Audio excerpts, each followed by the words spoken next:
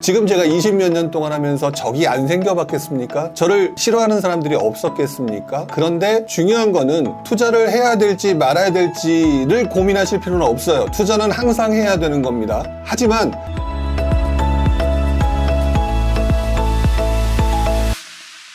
안녕하세요 여러분, 부룡입니다. 오늘도 여러분들과 함께 부동산과 관련된 다양한 이야기를 하도록 하겠습니다. 제가 여러분들의 질의응답을 받는 데 있어서 내가 지금 이렇게 하려고 하는데 지금 분위기가 괜찮은 건지, 또는 내가 공부를 하다 보니까 이러이러한 점이 도저히 이해가 안 되더라 라든지, 자, 그런 부분들을 여러분들이 의견을 주시면 제가 여러분들이 공부하는데, 그 다음에 세상을 보는데, 부동산 세상을 보는데 도움이 될 수 있는 그런 자리가 되는 게 바로 이 부동산 노포 시간이죠. 그렇기 때문에 여러분들이 많은 질문을 좀 올려주셨으면 좋겠다라는 생각을 좀 합니다.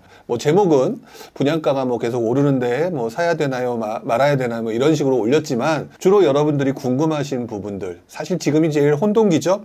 혼란기이기 때문에 여러분들이 어떤 생각과 판단을 하는데 굉장히 어려움을 겪으실 거라는 생각을 좀 많이 합니다. 미리 살짝 언급을 해드리면, 내년도에는요, 제가 하고 있는 프로그램을 완전히 좀 바꿀 예정입니다. 바꿔서 여러분들과 부동산 시장의 역사, 부동산 시장의 얘기, 지금 현재 부동산 시황, 과거 사례, 이런 것들을 가지고 매주마다 무언가를 할 수 있는 별도의 프로그램을 좀 만들까, 여러분들이 의외로 좋아하시는 것 같아서 그러려고 준비를 좀 하려고 합니다. 자, 질문 슬슬 올라오고 계신데, 제가 오늘 시장 분위기, 지난주 시장 분위기 한번 잠깐 보면서 이야기를 좀 해야 되겠죠? 지난주 이야기 여전히 이번 주, 지난주, 지지난주와 비슷한 분위기입니다. 여러분들 청약과 분양권에 관심이 많고요. 그러다 보니까 오늘 채팅창에 나오는 것도 분양과 관련된 얘기에 대한 질문이 은근히 좀 보이고 계십니다. 자, 그런데 지난주 시장 분위기에서 제가 다들 청약과 분양권에 관심이 많을 때 제가 몇 주 동안 뭐라고 얘기를 했냐면, 조심해야 될 시기라고 말씀을 드렸습니다. 눈에 보이진 않지만 지금 조심해야 된다라고 분명히 말씀을 드렸는데, 그것들이 조금씩 보여지는 한 주가 지난주였던 거 아닌가라는 생각이 드네요. 첫 번째, 청약통장이 가입자 수가 늘었다라고 얘기하고, 실거래가 회복됐다고 얘기하고, 작년 하락분 절반 넘게 회복됐다라고 얘기하고, 자, 그런데 국민 내 62%가 주택 구매를 하지 않겠다라고 얘기를 하고요. 청년층에서는 거의 과반수가 사겠다라고 얘기한다. 뭔가 양극화가 나타나고 있다. 이게 되게 위험 신호일 수도 있다라는 거죠. 청년층에서는 내가 뒤로 밀려나는 것 같으니까 뭔가 노력하고 열심히 해야지라고 생각하는 것 같은데, 그렇지 않은 나머지 인구들을 포함하게 되면은 부담스러운 거죠. 자, 왜 부담스러우냐? 돈이 없다는 얘기입니다. 그러다 보니까 전국 아파트 매매 가격 상승률이 지난 몇 개월 동안 보였던 모습보다 상승폭이 축소됐다는 얘기가 나오고 있죠. 바로 이런 부분이 방향성을 잡게 되면은 그다음부터는 위험하다라는 얘기가 제가 항상 하는 건데, 그리고 난 다음에 밑에 상승세가 주춤하고 경기 인천도 조금 지지부진하다라는 얘기가 나오는 것 같아요. 자, 그러다 보니까 지금 그 밖에 어저께 채권금리 관련된 얘기도 나오고, 금리 인상 얘기도 나오고, 여러분들이 생각보다 투자를 해서 돈을 벌겠다는 생각은 굉장히 강하지만 시장 환경 자체가 조금, 좀 표현이 이상한가요? 야리꾸리한 상태로 흘러가고 있다라는 부분들을 생각해야 된다는 거죠. 그런데 또 여기서 또 어그로 끌어서 그러니까 집값 폭락합니다 라고 떠드는 애들이 있죠. 그건 좀 심한 소리고, 제가 볼 때는 이럴 때 유리지갑을 가지고 연끌했던 사람이 위험하다는 얘기를 여러 번 말씀을 드리는 거니까, 투자를 하지 말아야겠다는 판단을 하기는 좀 위험하다.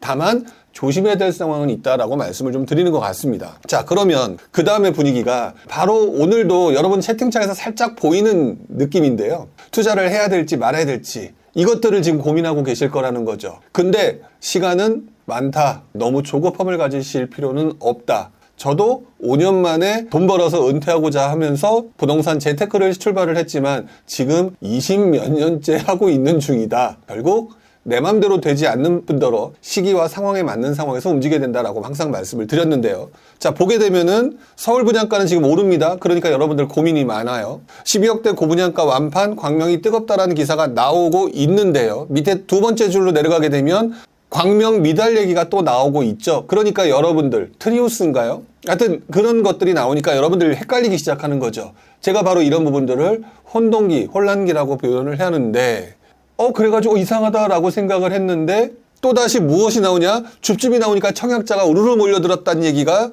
중간에 나오죠. 미분양 사이던 서울에서 줍줍 나오니 청약자 우르르 그러니까 이 상황을 지켜보지 못하셨거나 과거 상황을 모르시는 분들 입장에서 보게 되면 헷갈리기 시작하고요. 여기서 누가 옆에서 뛰어가는 모습이 보여진다라고 하게 되면 갑자기 마음이 조급해지면서 나도 뛰어가야 된다라고 생각하면서 우르르 몰려가는 상황이 만들어지게 되는 것 같은데, 밑에서 두 번째 보시게 되면은 서울 아파트 매물 7만 5천 채 넘겼다. 7만 5천 채가 중요한 게 아니라요. 집값 상승 피로감이라고 하는 부분들을 생각을 해야 된다라는 것이죠. 자, 부동산 전문가, 부동산 투자자라고 하는 사람이 부동산 투자를 말리는 세상이, 여러분들은 맞득지 않게 생각하시는 분들도 있겠지만 냉정하게 생각하면 그런 사람이 더 길게 간다는 사실을 기억하셔야겠죠. 지금 제가 20몇 년 동안 하면서 적이 안 생겨봤겠습니까? 저를 싫어하는 사람들이 없었겠습니까? 자, 그런데 중요한 거는 올바른 정보를 전달하는 게 가장 중요하다는 생각을 하는 것 같아요.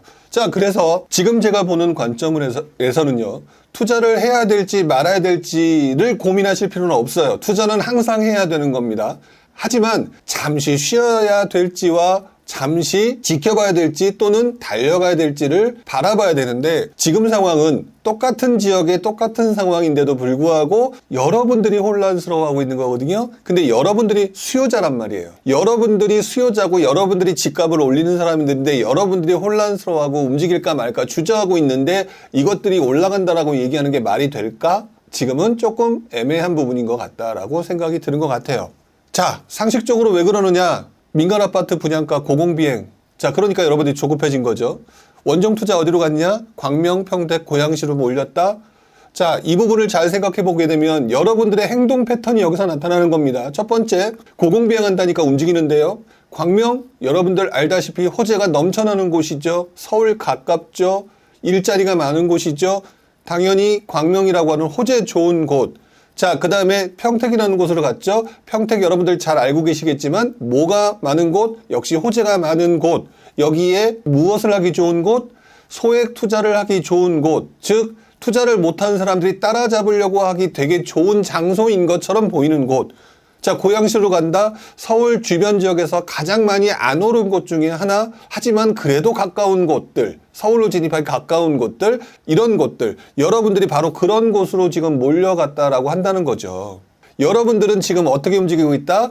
마음이 조급해져서 있는 사람들은, 또는 돈을 벌고 싶은 사람들은 호재가 있다는 곳에 베팅을 하거나 가격이 싸다는 곳으로 몰려가는 상황으로 이어지고 있다는 게 지금 현재의 모습이기 때문에, 이것들이 실제로 돈을 버는 과정으로 이어지기 위해서는 시장 환경에서, 밑에서 공급 물량이 줄었다 이러면서 문강민 님께서 얘기를 잠깐 올려주셨는데, 그런 부분들이 어떻게 시장에 반영되는지를 알고 계셔야 투자할 거 아닙니까?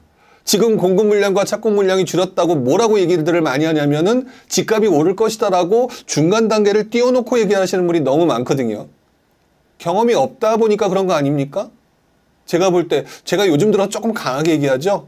참다 또는 여러분들도 하락이라는 걸 경험을 했던 시간을 경험했기 때문에, 그렇기 때문에 이제는 조금 더 편하게 얘기할 수 있는 것 같아요. 상승만 하던 시기에 하락 얘기하는 사람은 나쁜 사람이 되고 이해가 안 되는 사람이지만, 지금은 여러분들이 조금 이해하기 좀 편할 거라고 보는데, 어떤 과정이 중간에 끼느냐? 전세가격 상승이라는 게 낀다라고 분명히 제가 말씀을 드렸죠. 우리 이성환님께서 전세가라고 올려주셨던 것처럼 그런 분위기로 흘러간다. 자, 그렇다면 여러분들이 어떤 부분을 준비해야 되느냐라는 부분을 생각해야 되는 거라는 거, 이제부터는 하나씩 맞춰가야 된다는 것이죠.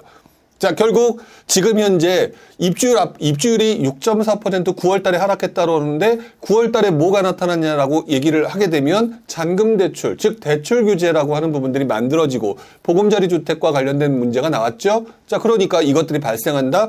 여러분들 돈이 없으니까 발생되는 문제가 바로 이거다라는 거죠. 자, 이런 부분들을 생각을 하셔야 될 것 같습니다. 자, 지금 말씀을 드렸던 것처럼 아마 이 내용 중에서 질문들이 있으셨을 것 같은데 한번 보도록 하겠습니다. 공급이 감소하면 가격이 오른다고 얘기를 하시는데, 그러면서 또다시 분양가가 오르고 하기 때문에 집을 사야 된다라고 여러분들을 독촉하시는데, 글쎄요. 한번 상황을 좀 지켜보도록 하겠습니다. 공공주택 공급을 늘린다더니 LH 올 목표치가 10%도 안 된다.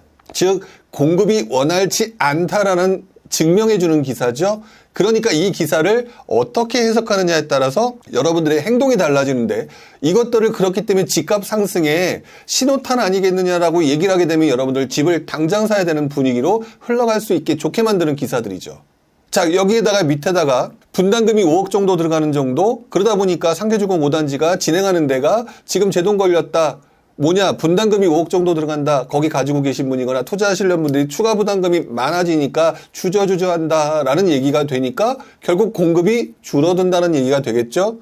밑에 민간 아파트 분양 올해 20만 가구도 공급 못할 듯, 요 얘기만 하니까 자꾸 여러분들은 공급이 엄청나게 줄어드는구나, 집값이 상승하겠구나 라고 하는 중간 단계 띄어버린 단편 일률적인 지식만 가지고 여러분들이 판단하게끔 유도하는 상황이 너무 많다라는 거죠. 자, 밑에 기사도 마찬가지입니다. 청약, 분양, 뭐 반토막 제대로 안 나오고 있으니까 여러분들 되게 무섭다라고 얘기하는데, 아까 위쪽에서 질문하셨던 분 중에서 그래서 계속 올라갈 것 같은데 중간에서 어떤 식으로 일어날 것이냐라는 걸 질문하신 분이 있는 것 같아요. 그 부분을 제가 좀 이따가 좀 더 자세하게 한번 설명을 시켜보도록 하겠습니다. 자, 그런데 공급이 감소하면 가격이 오른다? 그러면서 지금 시장 분위기에서 지금 뉴스 기사를 보게 되면 이런 상황이 계속 우리들로 하여금 불안하게 만드는데, 제가 당시에 어떤 일이 일어났는지를 조금 있다가 질문을 보면서 한번 말씀을 좀 드려보도록 하겠죠.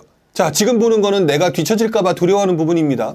자, 그런데 가격이 오른다라고 하기에는 리스크가 상당하다라고 제가 제목을 달아놓고 뭐라고 써고 있냐면, 건설사 사업 지연 우려라는 첫 번째 기사, 재건축 시공사 요건을 강화하면서 불똥이 튀었다. 즉 공급 부족과 연결되는 기사죠. 공급 부족과 연결되는 기사인데, 그렇기 때문에 집값이 오를 거다라고 얘기를 하기에는 또 한편으로는 문제가 있습니다. 재건축 시공사 입찰의 건설사 신중 모드. 뭐냐, 건설사가 지금 뭔가 부담스러운 상황이 만들어져 있으니까 지금 재건축 같은 거에 지금 들어가게 되면 굉장히 돈도 벌고 뭐도 할 것 같은데 좀 되게 부담스러워하고 있다. 건설사가 지금 자금 압박이 심하다라는 얘기가 되겠죠. 자, 실제로 밑으로 중간쯤 보게 되면은 부동산 경기 둔화의 그늘, 법인 대출 연체율 2배나 취소라는 얘기가 나오는데, 여기서 말하는 법인은 건설법인을 의미를 합니다. 건설법인, 그러니까 건설사가 지금 현재 자금을 빌려서 무언가를 운영하고 여러분들 집을 짓고자 하는데 굉장히 힘들어져 있다라는 얘기하는데, 건설사가 힘든 상황에서 집을 못 짓게 되면은 당연히 언젠가 집값이 상승한다라는 얘기인데, 그거는 몇 년 후죠. 근데 지금 어떻다는 얘기예요? 힘들다는 얘기잖아요. 힘든 상황이 나타나게 됐을 때 발생되는 현상은 건설사가 부도가 난다든지 하는 상황이 만들어지게 되면은 결국에는 시장 분위기의 악화로 이어지기 때문에 집값이 오른다라고 말하기에는 또 다른 악재가 발생할 수가 있습니다.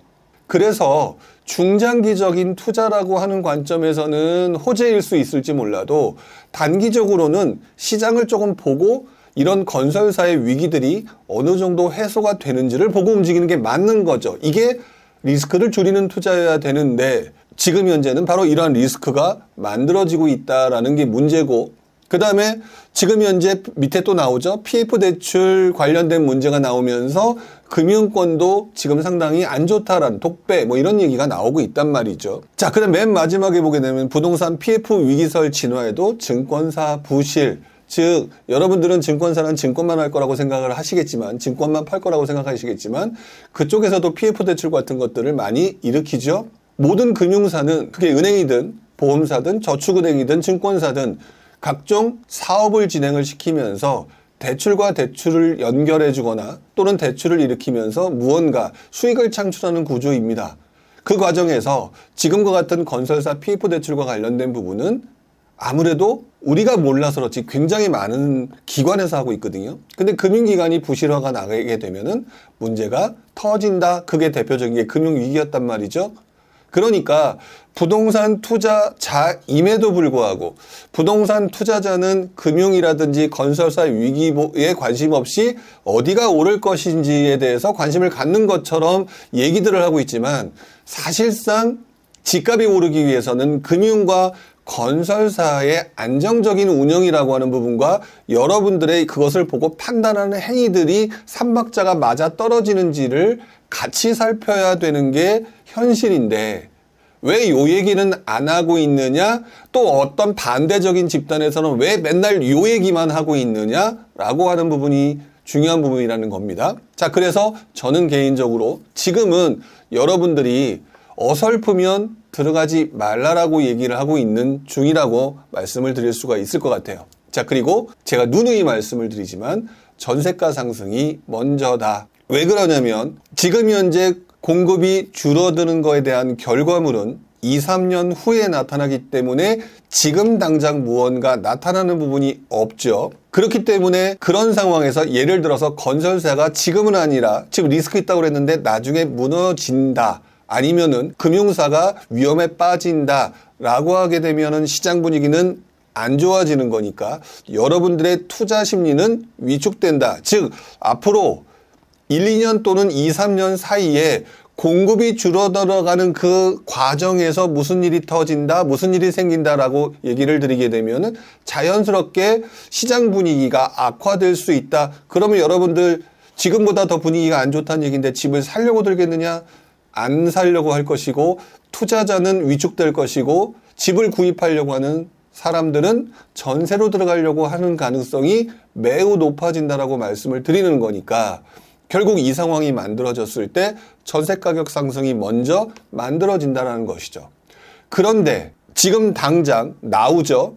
당장의 상황을 보게 되면은 올 하반기 들어서 올 초반기에 역전세난과 비교해 봤을 때 지금 전세난과 관련된 부분이 슬금슬금 만들어지고 매물이 줄어들고 있다? 그러면 1, 2년 후에 무슨 상황이 만들어질 가능성이 높아요? 공급과 착공 물량, 인허가 물량과 착공 물량이 줄어들어서 중간 단계가 붕 떨어져 있는 상태고 전세 가격이 올라갈 수 있는 가능성이 지금 보이는 상태인데 시장이 거기다 만약에 아직 뭐 안 좋을 수 있다라고 표현했지만 아닐 수도 있겠죠? 근데 안 좋을 수 있는 상황이 만들어지게 되면 여러분들의 심리는 급격히 움직이면서 전세 대란이라는 게 만들어질 수도 있는 거거든요. 그러면 지금은 아무거나 옛날 방식으로 투자하는 게 맞겠느냐? 앞으로 전세 난이거나 전세 대란과 같은 상황이 진짜 만들어질지 여름에 시장에 위축이 발생할지 이런 부분들을 생각하면서 지켜보고 있다가 그 가능성이 예를 들어서 30에서 50, 50에서 70이라고 하는 부분으로 만들어졌다라고 했을 때 그때 확률을 높이고 들어가는 게 맞겠느냐? 그 상황에 맞는 투자 방식을 선택하는 게 맞겠느냐? 그게 맞는 거거든요. 근데 뭘 미래를 어떻게 안다고 지금부터 이렇게 된다라고 얘기를 하고 있는지 뭐 유튜브의 속성이긴 하지만 어쨌든 그 부분은 아니라고 말씀을 드려야 될 것 같아요. 자, 그런데 현재 틈새 시장이라고 하는 부분이 있는데 오늘은 이 부분을 별도로 얘기하지 않고 다음 주에 살짝 언급을 시켜드리려고 합니다. 항상 시장 자체가 혼동기가 오게 되면 틈새 시장이 발생하는데 이번 틈새 시장의 그 초창기의 발화점은 정부의 공급 대책이거든요. 그리고 비주택에 관련된 얘기가 나오고 있는데 그 부분을 이번 주 지금 잠깐 보여드리는 것뿐만 아니라 다음 주에 또 어떤 현상들이 나타나고 있는지를 보면서 여러분들과 함께 그 시장의 분위기를 한번 파악을 해보려고 합니다.